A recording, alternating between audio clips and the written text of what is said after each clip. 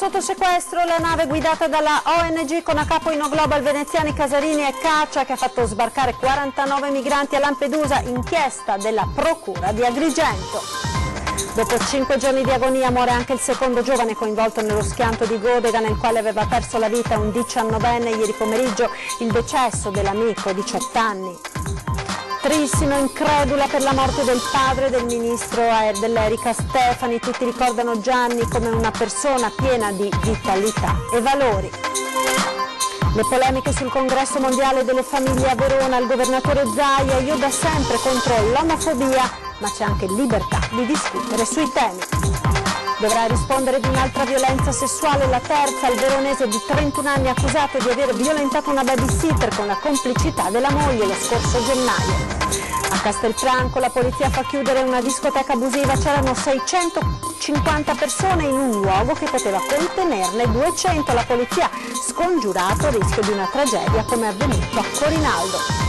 Un liutaio padovano è rientrato in possesso di 2 preziosi violini che gli erano stati rubati 17 anni fa e che un maestro milanese aveva acquistato su un sito di vendita online. Buonasera, ben ritrovati con l'edizione del Veneto dei telegiornali di Antenna 3. In primo piano ancora la vicenda della nave Mare Ionio guidata dalla ONG con a capo i 2 no global veneziani Casarini e Caccia. La nave è stata posta sotto sequestro. Sentiamo. Proprio nel giorno in cui il Senato ha respinto l'autorizzazione a procedere contro il ministro Salvini accusato di sequestro di persona aggravato per la nave Diciotti, la nave Mare Ionio, che ieri ha raccolto i 49 migranti a largo della Libia, è stata messa subito sotto sequestro dalla Guardia di Finanza, ma non dalla magistratura. In serata, poco dopo le 19, erano sbarcati a Lampedusa, e questo anche se la mattina Salvini aveva dichiarato: in Italia con il mio permesso non mettono piede. Intanto la Procura di Agrigento ha aperto un fascicolo per favoreggiamento dell'immigrazione clandestina. Se ha aperto un'indagine vuol dire che vuol verificare se ci sono gli estremi per andare avanti. Poi la vicenda la conosco da un punto di vista giornalistico, certo è che tutta questa vicenda qualche sospetto, qualche dubbio lo mette. Spero che la magistratura faccia chiarezza. L'equipaggio con i veneziani Casarini e Caccia sarà ascoltato dai magistrati. Per Salvini, che ha chiesto l'arresto dei marinai, non si tratta di un salvataggio, ma di una provocazione politica organizzata da giorni. Noi salviamo vite in mare, non ci preoccupiamo del destino giudiziario di Salvini, ha dichiarato l'armatore della nave Beppe Caccia, respingendo l'accusa che il salvataggio compiuto al largo della Libia fosse una cosa programmata in occasione del voto del Parlamento sul caso Diciotti. Abbiamo missioni già programmate fino a dicembre, prosegue. Siamo partiti appena abbiamo completato la manutenzione della nave e superato ben 4 ispezioni della Capitaneria di Porto. Questo, conclude, è stato il nostro unico vincolo. Tragedia di Godega: dopo 5 giorni d'agonia è morto anche Michele Zanette, 18 anni, di San Fior, era ricoverato all'ospedale di Trieste. La comunità è sotto shock. Sentiamo. Un dolore immenso, una comunità intera piegata da una tragedia che non riesce a trovare una spiegazione. Michele Zanette, 18 anni, di San Fior, non ce l'ha fatta. La sua vita, dopo il drammatico incidente, era appesa ad un filo che si è spezzato. Fatali le lesioni riportate nello schianto di giovedì notte, costato la vita anche all'amico Tommy Saccon, 19 anni. Il sindaco Gastone Martorell parla con la voce rotta dal dolore. Sì, anche Michele ci ha lasciato, lasciato amici, famiglia, tutti quanti. Sì, è una cosa che fa venire i brividi. Ho già detto che stiamo sbagliando qualche cosa, però mi sono fatto tante domande in questi giorni. Credo di non essere stato l'unico a farsene, insomma, perché non si può mancare 18 anni. 2 amici uniti fin da piccoli, i sorrisi, gli scherzi, una vita fatta di sogni che per entrambi si sono infranti lungo via Cordignano, in quel fossato dove tutto si è interrotto, a testimoniare il grave incidente le lamiere, l'auto distrutta ed una serata spensierata terminata in tragedia. Rimane quel giallo della macchina apparsa nella corsia dei ragazzi e raccontata dal terzo amico a bordo della Mercedes, l'unico che si è salvato. Se effettivamente quest'auto c'era, effettivamente ha fatto questa manovra, si dovrebbe uscire allo scoperto e dire: ragazzi, sono qua, ho ho fatto una follia. Una follia, così la riesce a spiegare il sindaco, che dice: dobbiamo metterci tutti insieme e fare qualcosa perché non si possono piangere due ragazzi così giovani. Dopodiché capiremo che cosa fare, dove possiamo intervenire noi e dove dovrebbe intervenire qualcun altro, insomma, cioè nelle scuole sicuramente, perché dobbiamo dare qualche cosa in più, dobbiamo fare tutti quanti l'impossibile perché queste cose qui non avvengano più. I funerali di Michele si dovrebbero tenere sabato pomeriggio nella chiesa di Castel Roganzuolo, anche se la data è ancora da confermare. La comunità si riunirà per salutare Michele a pochi giorni dall'amico Tommy. A Trissino ora profondo cordoglio per la scomparsa di Gianni Stefani, padre di Erika, ministro per gli affari regionali e l'autonomia, un uomo conosciutissimo da tutti soprattutto per le sue qualità. Fuori da casa Stefani sventola la bandiera di San Marco. Gianni Stefani fu tra i fondatori della locale sezione della Lega Nord. Al piano terra lo spaccio carni San Valentino, aperto nel 1971 dall'imprenditore trissinese. Il padre del ministro Erika Stefani, nato a Recoaro nel 1947, era cresciuto lavorando. Macellaio fin dall'adolescenza, uno spiccato senso per gli affari, accompagnato da equilibrio nelle scelte e negli investimenti, anche in edilizia.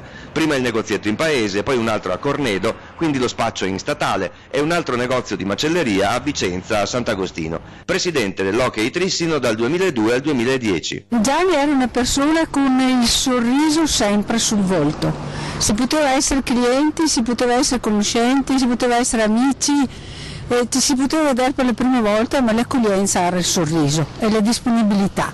Bravissimo, bravissimo, competente per il suo lavoro, innamorato dello sport, aperto, diciamo, ad ogni possibilità di arricchimento, di conoscenza. Era unico. Gianni era una persona meravigliosa, era un suo professionista. Le ho costruito i vari supermercati che ha a Trissino, che ha a Cornedo, eccetera. Quindi ho avuto contatti per 20 anni ed è stata una persona veramente meravigliosa, gentile, una persona che non si può, che non dice sempre la parola buona, basta. Non puoi litigare, è impossibile litigare con Gianni. L'ho visto pochi giorni fa e non ci siamo ancora resi conto della... Cosa vi siete detti pochi giorni fa?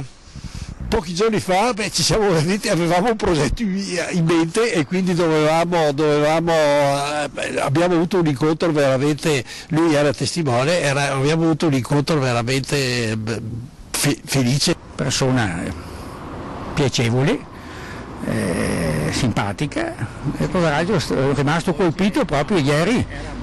Era amabile senz'altro, bravo anche nel suo lavoro. Al di là di tutto per me era anche un amico, insomma, in quanto è stato uno degli storici militanti, fondatori anche della sezione qui di Trissino, e quindi abbiamo fatto diversi percorsi anche politici assieme. E chiaramente Erika era molto legata al papà, chiaramente il dolore in questo momento è tanto.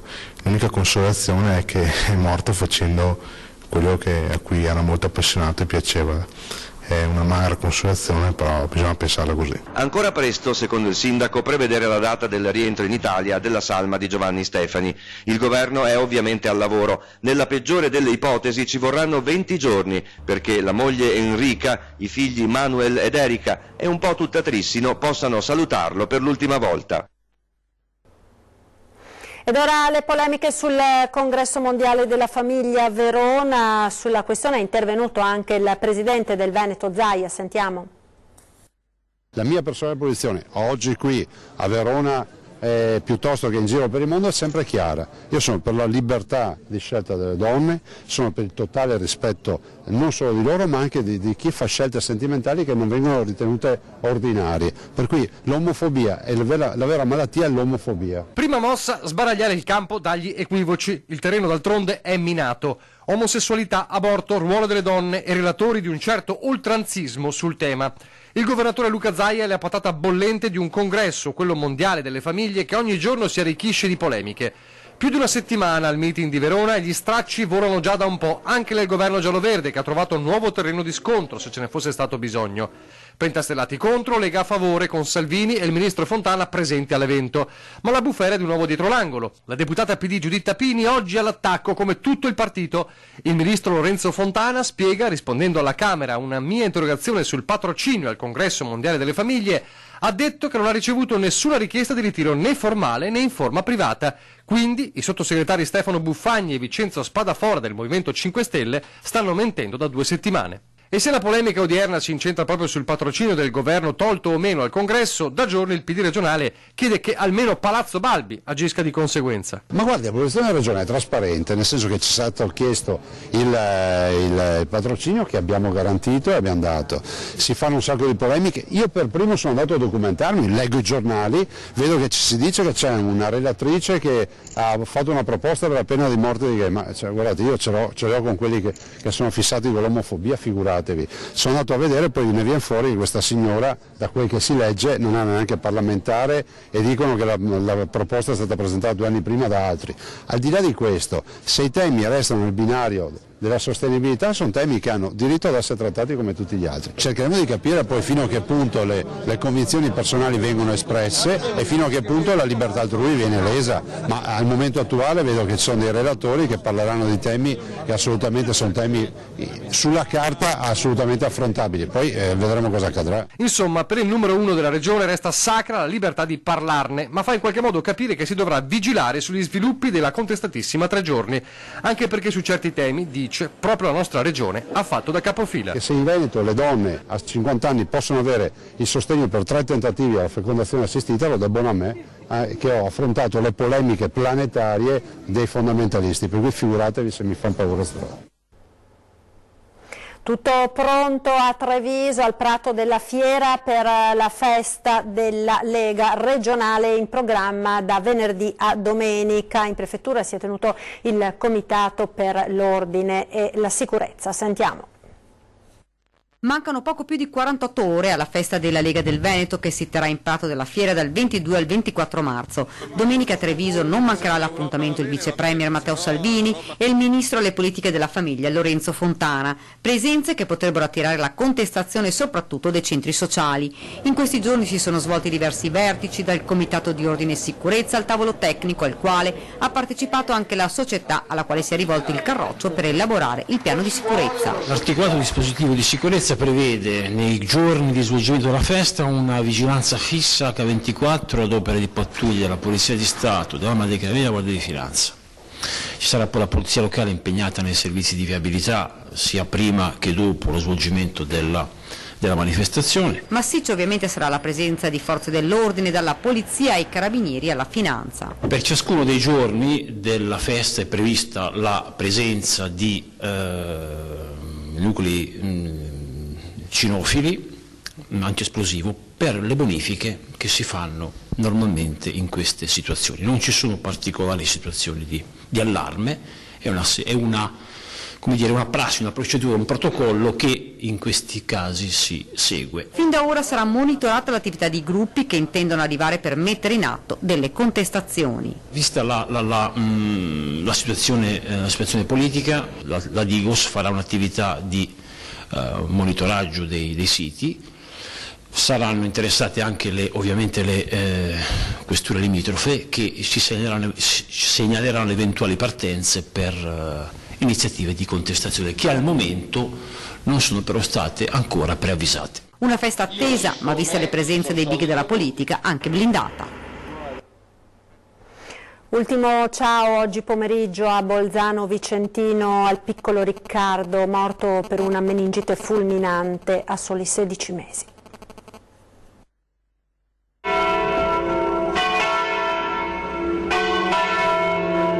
Un carro funebre troppo grande per una bara davvero piccola. C'è il servizio d'ordine ma non c'è una folla di gente o di curiosi al funerale di Riccardo Zocca, morto a 16 mesi venerdì scorso dopo aver lottato per alcuni giorni contro una forma di meningite fulminante. C'è anche qualche mamma con i figli, una coppia che spinge un passeggino. Ci sono gli stendardi dell'AIDO, Associazione Donatori Organi. I genitori di Riccardo hanno coraggiosamente autorizzato l'espianto di alcuni organi del loro figlioletto. Don Luciano Attorni ha accolto Daniele ed Eleonora fuori dalla chiesa. quindi la sconsolata processione che ha lasciato fuori telecamere e flash. Il resto lo potete immaginare, anche se il dolore di questi giovani genitori forse non ha uguali. Sofferenza e raccoglimento in chiesa, fuori la foto di un biondino sorridente che andava all'asilo nido, che era stato vaccinato, che doveva vivere felice. Dovrà rispondere di un'altra violenza sessuale, la terza. Mirko Altimari, il veronese di 31 anni, accusato di aver violentato una babysitter assieme alla complicità della moglie Giulia Buccaro lo scorso gennaio nel veronese. All'uomo, in carcere a Trento, è stata notificata una terza ordinanza di custodia cautelare per violenza sessuale, sequestro di persona e tortura. Il nuovo fatto, emerso dalle indagini e contestato al 31enne, di avere costretto una giovane donna a spogliarsi, ad avere dei rapporti sessuali. Tutta la scena è stata ripresa dal cellulare, le immagini servivano poi per ricattare la vittima, così come era accaduto per un altro video scoperto dalla polizia sul cellulare dell'indagato. Le indagini della squadra mobile partirono proprio dalla denuncia della prima babysitter, che appunto aveva denunciato alla polizia di essere stata violentata lo scorso 12 gennaio. Il dramma della giovane mamma morta poco dopo il parto ad Oderzo. Il bimbo è tornato a casa per poche ore. Il piccolo e la sorellina sono partiti assieme a tutta la famiglia per la Puglia, dove sabato si svolgeranno i funerali della giovane mamma. È tornato il piccolo a casa? Sì, il piccolo è tornato, sta bene, però è una gioia spezzata, perché comunque quando arriva a casa un piccolo tu c'hai tutti i preparativi, dal fiocco alle bomboniere nascita, e tutto un po' si è spento, perché comunque il dolore è più grande della gioia in questo caso. Antonio, con il piccolo appena nato, la sorellina ed i nonni sono partiti questa mattina per portare Francesca Schirinzi in Salento, a Castrignano del Capo, dove sabato si svolgeranno i funerali. Gioia e dolore. L'arrivo del bambino non è sufficiente a colmare la disperazione per la perdita della giovane madre che la primogenita cerca invano. La bimba cosa dice? È normale che il discorso poi è legato alla mamma, l'abbiamo fatto capire, però ancora deve metabolizzare, anche perché dobbiamo metabolizzare noi, figuriamoci la piccolina. L'importante per Antonio è capire, prima o poi, cosa è realmente accaduto. Cosa vorrà dire un giorno al piccolo? Quello che gli vorrà dire è che lui sta qua perché lo voleva mamma e papà, punto. Poi tutto quello che è successo dietro non è né colpa sua, né colpa mia, né colpa della mamma. Punto. Lui sta qua perché lo volevamo ad ogni costo, e quindi non si deve sentire in colpa né lui né nessun altro. Dopo l'autopsia le certezze non sono ancora arrivate. I familiari non si danno pace, ma hanno fiducia nella magistratura. Ci sono un team di medici legali dominati dalla procura, più altri di parte, e vedremo che cosa uscirà fuori.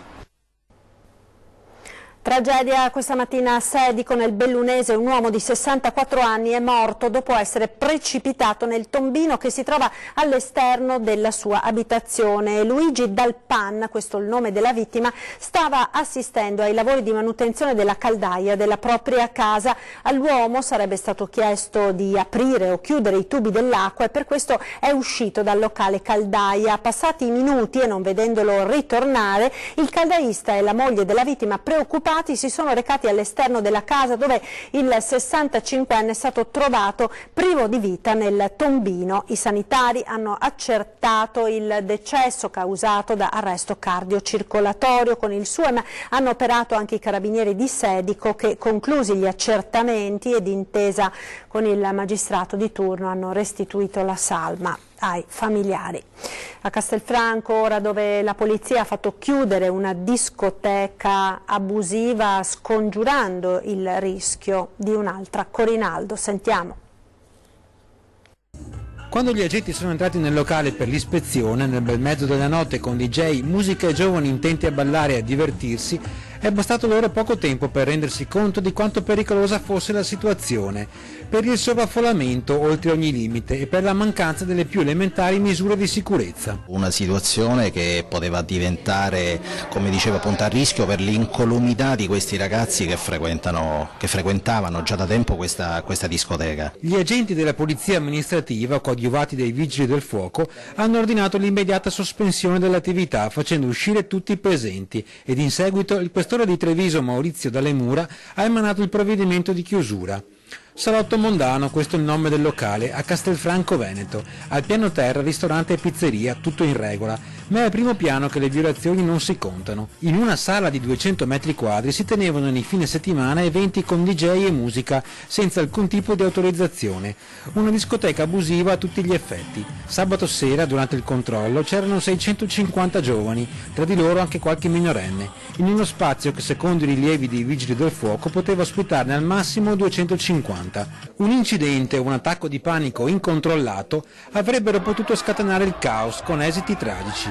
Una trappola simile a quella di Corinaldo, dove a morire furono 5 giovani e una mamma. Delle condizioni direi molto simili, devo dire che ci è venuta in mente proprio la tragedia di Corinaldo e insomma siamo riusciti a sventare una potenziale situazione veramente di rischio per questi ragazzi. Sovraffollamento, ma non solo. Gli estintori, pochi e non segnalati. Delle 3 uscite di sicurezza, 2 non erano utilizzabili, chiuse o bloccate dal guardaroba. Non erano nemmeno segnalate in maniera adeguata, per cui anche in una situazione di emergenza le persone avrebbero avuto difficoltà ad individuare il percorso per portarsi al sicuro all'esterno. E magari si sarebbero accalcati alle uscite sulle terrazze, adibite ad area fumatori, ma inservibili come vie di fuga. Che qualcosa non andasse era evidente anche agli avventori, ed infatti sono state proprio le segnalazioni di alcuni di loro a portare all'ispezione del locale. Oltre alla chiusura, sanzioni per 12.000 euro a carico dei gestori e l'obbligo di adeguarsi alle norme amministrative e di sicurezza.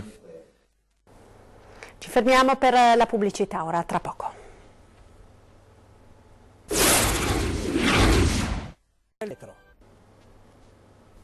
E rieccoci in diretta con l'edizione del Veneto dei nostri telegiornali. Andiamo nel Padovano ora, li ha riconosciuti senza ombra di dubbio dalla descrizione telefonica, prima dalla vista, poi così un liutaio padovano è tornato in possesso di 2 antichi violini che gli erano stati rubati, pensate, 17 anni fa. Sono inconfondibili, gli strumenti sono come dei figli. I suoi preziosi violini spariti 17 anni fa. Non ha avuto incertezze Roberto Lanaro, liutaio in attività da quasi mezzo secolo a Padova, quando ha ricevuto una telefonata a fine dicembre da un musicista milanese che aveva da poco acquistato su un sito di vendita online i 2 strumenti. Uno lo aveva fatto proprio lui 20 anni fa. È un violino costruito nel 1999, il quale era stato presentato anche a una mostra a Parigi, quello strumento lì, e per quello lo tenevo, per farlo vedere e anche per farlo provare come campione, come campionatura del mio lavoro. L'altro era frutto di una preziosa e faticosa opera di restauro. Aveva avuto un restauro nel fondo dello strumento, un restauro anche molto particolare, perché non tutti gli liutai sono in grado appunto di fare restauri del genere. Per quello quando questo maestro di Milano mi dice ho uno strumento che è stato restaurato, e ho capito subito che erano i 2 strumenti che erano stati portati via ancora nel 2002. Erano stati regolarmente prestati a un cliente abituale della bottega questi violini, tutto documentato con ricevute firmate. Con i 2 strumenti in prova il musicista però aveva fatto perdere le sue tracce e a Roberto Lanaro non era rimasto altro da fare che sporgere denuncia, un atto fondamentale. È stata la denuncia, conservata per 17 anni, la prova regina, che ha permesso l'intervento dei carabinieri presenti in negozio insieme al maestro milanese che, investiti più di 10.000 euro, al liutaio aveva chiesto un certificato di autenticità. Gli strumenti sono stati sequestrati e presto rientreranno in possesso di Roberto Lanaro. Intanto a chi acquista online oggetti preziosi ecco la raccomandazione. Gli strumenti che vanno denunciati, o non solo strumenti, qualsiasi cosa viene denunciata, e dopo 6-8 anni al massimo vanno cancellati tutti questi strumenti, tutte queste cose dalle liste. Vuol dire, uno, per quanto vuol fare ricerche, l'affidarsi di acquistare determinate cose su questi siti, che ce ne sono ma a centinaia, senza nessuna precauzione diventa un incauto acquisto e diventa poi ricettazione. Per 2 italiani sono scattate le denunce, uno è stato anche riconosciuto come il probabile autore del furto del 2002. Oggetti fatti con il cuore, 2 violini che ci piace pensare abbiano ritrovato la via di casa. Anche questa sera spazio alla raccolta fondi per il piccolo Joe per consentirgli di essere operato negli Stati Uniti. Ebbene, questa sera bel calcio e tanta solidarietà per questo bimbo. Vediamo. Bello questo pallone, vero? Non solo per i colori, il giallo e il rosso, simboli dei leoni del Bassano Calcio, ma anche perché si tratta di un bel pallone tutto di cioccolato e, cosa più importante, è destinato a aiutare il piccolo Joe. Sarà infatti messo in palio al mercante in occasione della partita di questa sera, la semifinale di Coppa Veneto, che in casa vedrà scontrarsi i nostri dell'FC 1903 contro i veronesi dell'Isola Rizza. Con l'occasione il pallone di cioccolato sarà il primo premio della lotteria organizzata per raccogliere fondi necessari a raggiungere quota 400.000 euro, la cifra che serve per sostenere l'operazione in Florida. A oggi toccati 268.000 euro. È chiaro, il team vincente FC Bassano Gruppo Fedelissimi non si ferma e non si accontenta solo della lotteria, ma mette anche in vendita, oltre ai biscotti, anche le focacce, sempre per sostenere la causa del piccolo Joe.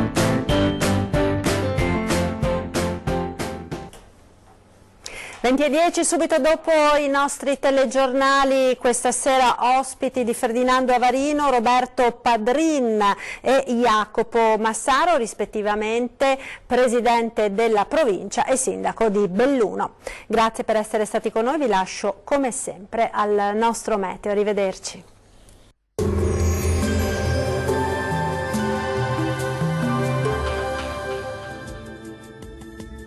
Ben ritrovati al meteo. È iniziata ufficialmente la primavera ed in effetti la giornata di giovedì 21 marzo rispecchierà questa stagione con la presenza diffusa del sole. Nel dettaglio sul Veneto avremo bel tempo su tutti i settori con il cielo che si presenterà sereno e limpido. Non sono previste precipitazioni degne di nota.